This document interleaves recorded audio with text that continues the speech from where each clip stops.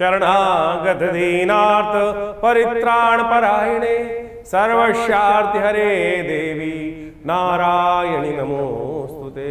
विद्योद्दाम समप्रभां मृगपतिं स्कंदस्थितां भीषणां कन्याभिगर्भालखेटविलसत् दस्ताविरासेवितां हस्तै चक्रगदाशिखेटविशिखां चापं गुणं तर्जनीं बिभ्राणमनलात्मिकां शशिधरां दुर्गां त्रिनेत्रां भजे।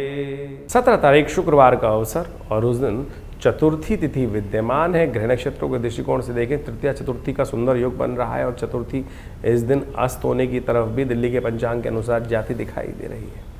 इस दिन ग्रहों के दृष्टिकोण से यदि देखा जाए तो यदि आपकी राशि के दृष्टिकोण से, मेष राशि वालों के दृष्टिकोण से देखें तो सबसे बड़ा परिवर्तन इस वर्ष का होने की तरफ ग्रह ले जाते दिखाई दे रहे हैं। इस दिन होने जा रहे हैं बृहस्पति अस्त। अब बृहस्पति बड़ी मुश्किल से आपकी राशि में चतुर्थ भाव में 12 वर्ष बाद प्रवेश किए थे और ये 12 वर्ष बाद प्रवेश करने के बाद सम्मान, पद, बहुत कुछ महत्वपूर्ण देने के योग आपने देखा होगा। कहीं ना कहीं कुछ ना कुछ नया रास्ता, नया विचार आपके मनोमस्तिष्क में आता दिखाई दिया होगा। चाहे वो सम्मान हो, चाहे वो पद हो, चाहे वो बहुत सारे बंद कामों को पुनः एक बार नए सिरे से शुरू करने की स्थिति हो, वो एक बनती दिखाई दे रही है। खैर, चिंता करने की ज़रूरत नहीं है। बृहस्पति केवल 25 दिन के लिए अस्त हो रहे हैं, जो करीब करीब 10 अगस्त को पुनः उदय हो जाएंगे। तो यानी 17 तारीख से लेकर 10 अगस्त, 17 जुलाई से लेकर 10 अगस्त के बीच में ये बृहस्पति अस्त होने की स्थिति में जा रहे हैं। हाँ, बृहस्पति के अस्त होने से कई प्रकार के नेगेटिव प्रभाव आपकी राशि के अनुसार से ग्रह योग बनाते दिखाई दे रहे हैं। तो इसको ठीक करने के लिए आपको लगातार प्रयास करना पड़ेगा। नहीं तो क्या होता है, बुद्धि का बल वो जल रहा है और वो कहीं ना कहीं ऐसी स्थिति उत्पन्न कर सकता है कि सब कुछ कहीं ना कहीं कम उत्पन्न कर दे। आपकी राशि के दृष्टिकोण से कुछ अच्छा कुछ खराब इफेक्ट इस वक्त बृहस्पति का बनता दिखाई दे रहा है।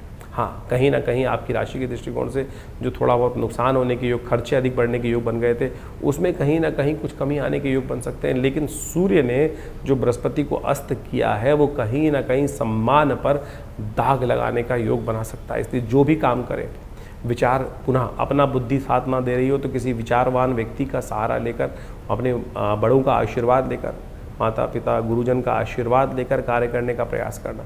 ऐसे में सूर्य ने यहाँ आकर जमीन जायदाद संबंधित कामों में कुछ ना कुछ एक नया विचार करने के योग बनाए हैं। लेकिन बिना विचारे यदि काम करोगे तो, क्योंकि बृहस्पति अस्त है, तो कहीं ना कहीं आपके साथ कोई ना कोई धोखा देने के योग बना सकता है। तो इसलिए बड़ी सावधानी के साथ कार्य करने की ज़रूरत है। इस समय में गलत लोग आपके साथ चिपकते दिखाई दे सकते हैं। कुछ लोग अपना स्वांग रचाकर आपके समक्ष आ सकते हैं और कहीं ना कहीं आपको लग सकता है कि चोरी इत्यादि, जो दुर्घटना इत्यादि कहीं ना कहीं नुकसान देने के योग ज़्यादा आपकी राशि में होते दिखाई दे रहे हैं। कोई भी बड़ा सौदा करने से पहले, बड़ा काम करने से पहले, बड़ा विचार करने से पहले शांति से बैठकर सोचकर कार्य करना बहुत ज़रूरी रहेगा। इस बात का ध्यान रखते हुए कार्य करें। जो उठापटक के काम करते हैं, यानी कई लोग सट्टे जो का काम, विशेष तौर पर शेयर का काम, कई रिस्क वाले काम करते हैं, तो उसमें बहुत विचार करते हुए कार्य करने की ज़रूरत पड़ेगी। ऐसे ही किसी पर विश्वास करके कार्य करना इन दिनों कहीं ना कहीं कुछ नुकसान करने की योग बना सकता है। तो 17 जुलाई को ये बृहस्पति का जो परिवर्तन होने जा रहा है, बृहस्पति महाराज सूर्य के बिल्कुल सन्निकट आने के कारण से अस्त हो गए हैं। और ये बृहस्पति का अस्त होना एक तरह से जो आप हमारे सबसे ज़्यादा ज्ञानवान ग्रह जो है इस पूरे सौरमंडल के अंदर, जो बृहस्पति है वही हमारे, कई बार कहा जाता है इस सौरमंडल का विशेष तौर पर सबसे शक्ति संपन्न ग्रह माना जाता है और संपूर्ण ज्योतिष के अंदर बृहस्पति का सबसे इम्पोर्टेंट स्थान माना जाता है। यदि देखें तो मध्य की धुरी यही है पूरे के पूरे सौरमंडल का ग्रह नक्षत्र ज्योतिष के दृष्टिकोण से, और वही अस्त होने जा रहे हैं। सूर्य अपने उच्च राशि में 12 वर्ष बाद यहाँ विराजमान हुए और जब अस्त होने का योग बनाए तो कैसे में कोशिश ये करनी चाहिए कि बृहस्पति के अस्त होने में कई बार कई प्रकार के नुकसान, ज्ञान का, बृहस्पति किसका प्रतीक है? ज्ञान का प्रतीक, सात्विकता का प्रतीक है, शुभता का प्रतीक है। और ऐसे में कई बार कई चीज़ों में बृहस्पति के अस्त होने से बने बनाए काम कई बार रुकने के योग बन जाते हैं।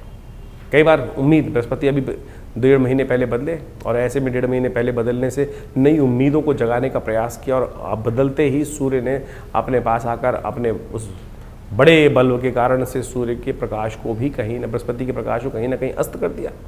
तो अब बृहस्पति जब अस्त हो गए, अब अस्त का मतलब क्या होता क्या है कि आप मान के चलें कि जब सूर्य क्षितिज से, सूर्य जब अस्त हो रहे होते हैं, जब देखिए अस्त हो जाते हैं तो आकाश में क्या होता है? अंधेरा छा जाता है।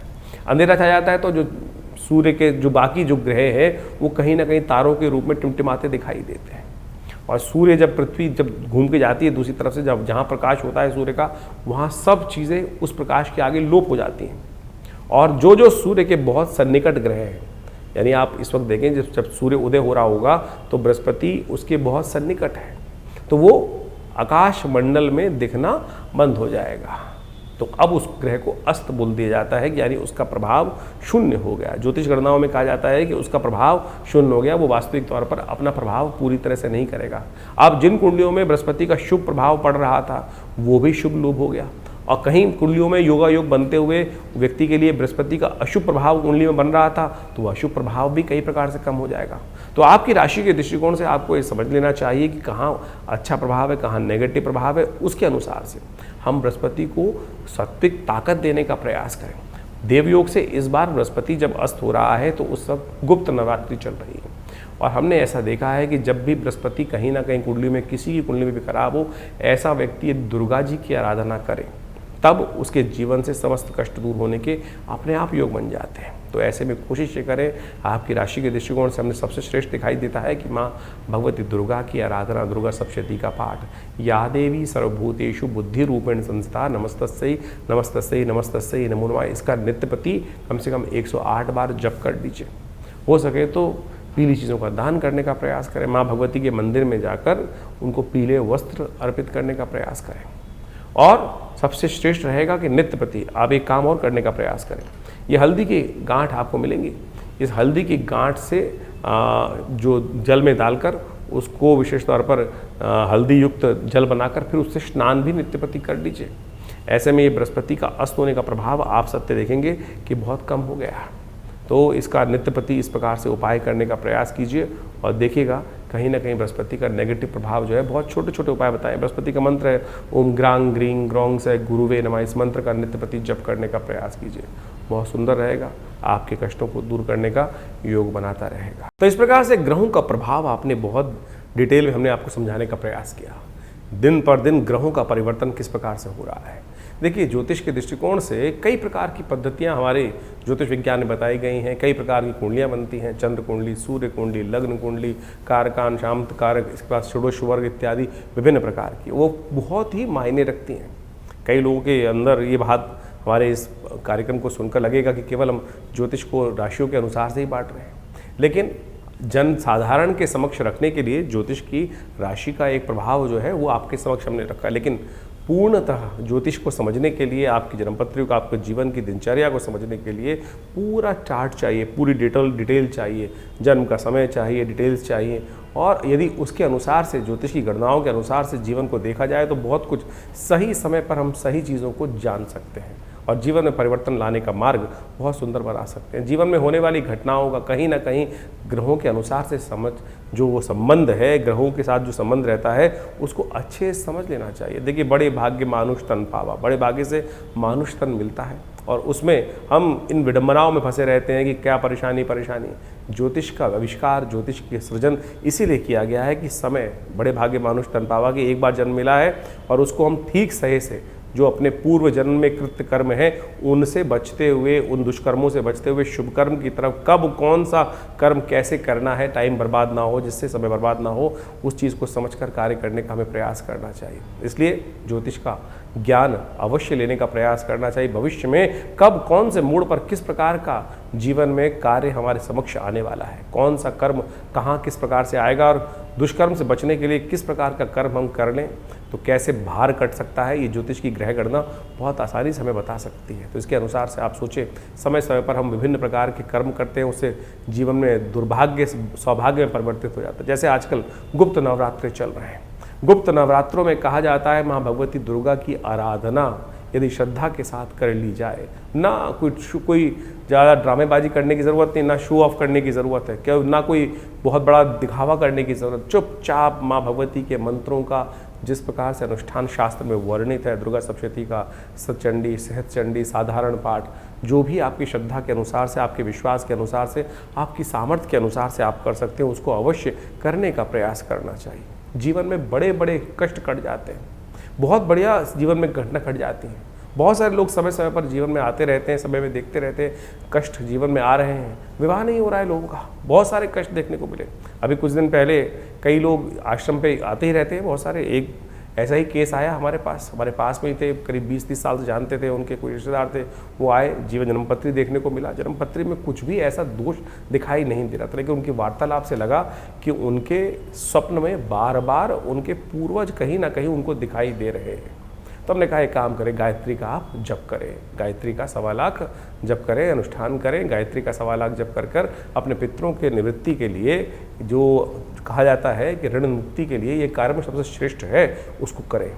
और सत्य माने 2 महीने में पहले उस कार्य को किया गया, करा उन्होंने, और उसके बाद अभी 10 दिन पहले मेरे को फ़ोन आया कि हमारे बच्चे का संबंध स्थापित हो गया। सत्य माने ये भार कटता है, ज्योतिष की काल गणनाएं आपके जीवन में सत्य को लाने के लिए, कष्ट को निवृत्त करने के लिए सुंदर सुयोग बनाती है। ऐसे हजारों जो तरीके हैं, जो उदाहरण हैं, वो हमारे जीवन में कई बार हमको देखने को मिलते हैं और बार बार हम आपके समक्ष रखते हैं। तो इसलिए इन प्रत्यक्ष कर्मों को, अनुष्ठान, मंत्र जप इत्यादि को अपने जीवन में स्थान देने का प्रयास करना चाहिए। जैसा हमने कहा, गुप्त नवरात्रि का सुंदर योग चल रहा है, कोशिश करें अपने घर में बैठकर जैसा हो सके मंत्र भगवती का, सर्वमंगल मांगल्ये, या देवी सर्वभूतेषु बुद्धिरूपिणी संस्थिता, जो भी ओम आईं ह्रीं क्लीं चामुंडाय विचे, जो भी मंत्र आपको याद है उनका यथाउचित भाव से नित्य प्रति स्मरण करें। नहीं तो हमारे आश्रम पर आप सादर आमंत्रित हैं। इस अनुष्ठान में जो समय पर चलता रहता है उसमें आइए, जुड़िए। पूरा गुप्त नवरात्रि, बस वैसे तो आश्रम पर नित्य प्रति 8 घंटे यज्ञ होता ही है,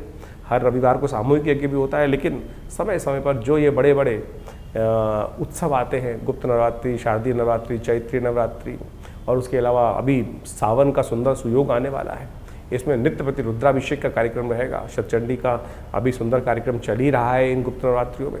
कोशिश ये करें माँ भगवती दुर्गा के सानिध्य में बैठकर, माँ भगवती की चमत्कारिक श्री विग्रह के सानिध्य में बैठकर इन यज्ञों का लाभ लें।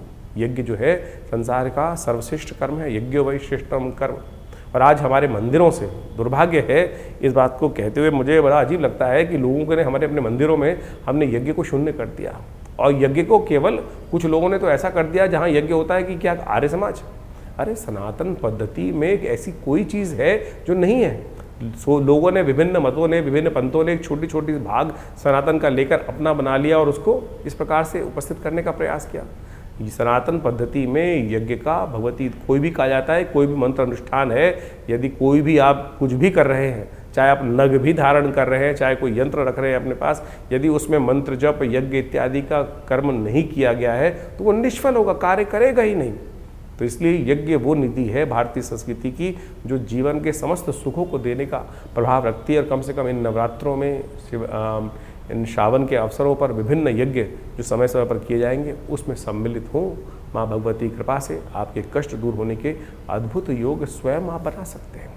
और हमने इन सब विधानों को बहुत सारी अपनी पुस्तकों के माध्यम से जगह जगह बताया भी है, तो आप उन पुस्तकों को पढ़ सकते हैं और अपनी समस्याओं का निदान भी जान सकते हैं। आश्रम से प्रकाशित विभिन्न पुस्तकें जो आपको दिखाई जा रही हैं, उन सब में आप कोशिश ये करें, पढ़ें, उन सबको समझें और आश्रम में भाग ले सकते हैं विभिन्न कार्यक्रमों में। आपका धन्यवाद।